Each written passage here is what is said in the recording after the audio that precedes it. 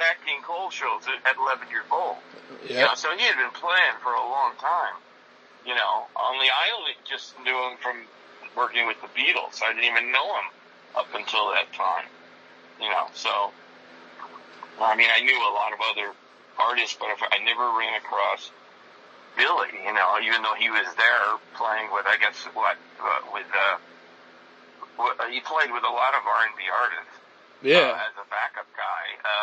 But I think it was Little Richard?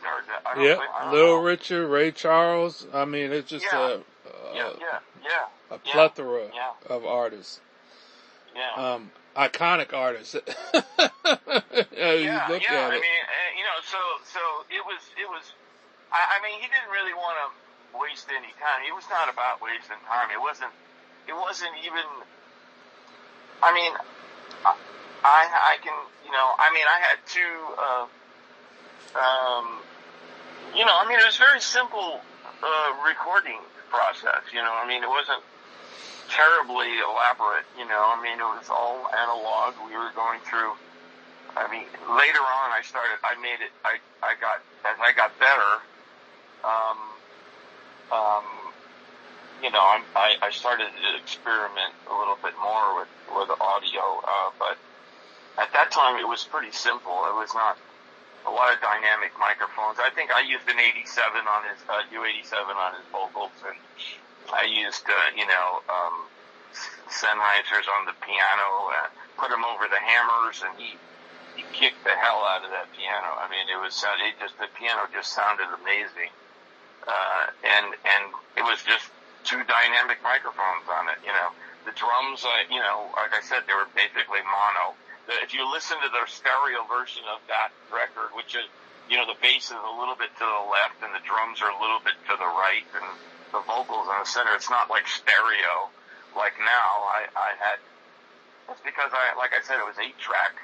So I kind of, made sure I had, I had to mix the toms and the overheads and everything together for manual. And we tuned his drums. I helped, James Gatson, credits me with helping him tune his drums, which is not true.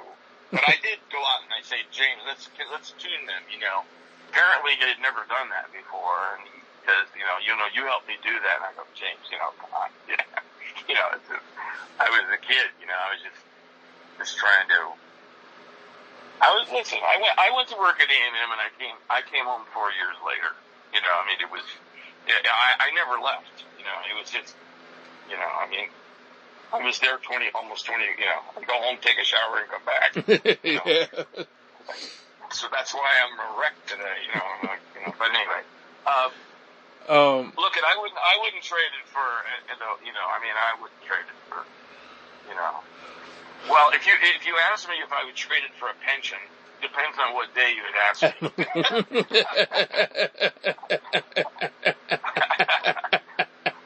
Because, the record business, you leave with what you came with, I mean, it wasn't like, it was always, suspect. It was always, Cashbox used to have slot machines in there, and it was all kind of run by. A&M was really a unique place because they gave you profit sharing. If the records did good, as an employee you got like you had a fund where when I left A&M I had like $5,000 bonus, just of. Because when the company did well, the employees did well. So that was kind of an exception to the rule, I think, but after that, it's just pretty much, you got paid by the hour. There was no union or anything to be an engineer. You never got any royalties unless you were a producer. And they didn't care about you. They cared about NARIS cared about the producers. They really didn't care about engineers.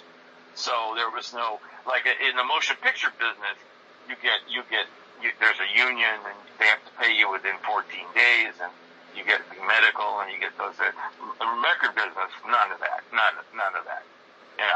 So anyway, it's another interview. But, back to Billy. I'm sorry, I'm distracted, but anyway, back to the question was, yeah, it was very productive. We didn't edit. We didn't.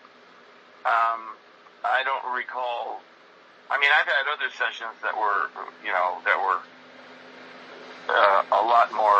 took a lot more time and were more difficult than Billy's. Billy's was just pure fun. It was really fun. I mean, the music was great, and you'd go out and sing it, in those days too. I mean, there was no auto tunes or anything like that. They'd go out and sing it. The background singers would sing it from the beginning of the song to the end of the song. There was no flying of, or pitch correction. It was all, they were actually singing and playing, So it was a lot of fun. It was very productive, to answer your question.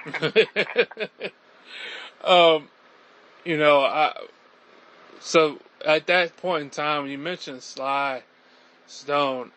He was doing a Rioters going on, that same year. Yeah, that's the record I was working on. That's the one I worked on with him. But I never, I think Andy Newmark was the drummer, and I think, that was the record I was working on. That's the one he wanted me. And I think the only reason he called me is because he had heard Billy's records Sly was, I never, he was kind of in a real whirlwind, I mean, he was doing a lot of coke and it was kind of the beginning of the end, he was missing, he got thrown out of his house and he was not showing up to concerts and stuff like that. So, like I said, I mean, I was in a room with him and Billy, 8 in the morning, not doing really anything. But, I mean, it was, that's what we were all doing at that time. And so, but it wasn't really fun, because we weren't really making any music, I mean, I don't know. I didn't. And then I don't know what happened. I really don't recall what, I didn't finish any of that record. I did work on it with him, but, and Billy said, Sly's coming. I go, oh Christ, oh man, we're gonna be here for a while, we're gonna, I always kind of like to, I mean, other than that first record, we didn't work those kind of hours. I don't know why we did that. But, it was all mixed by hand, by the way. There was no automation.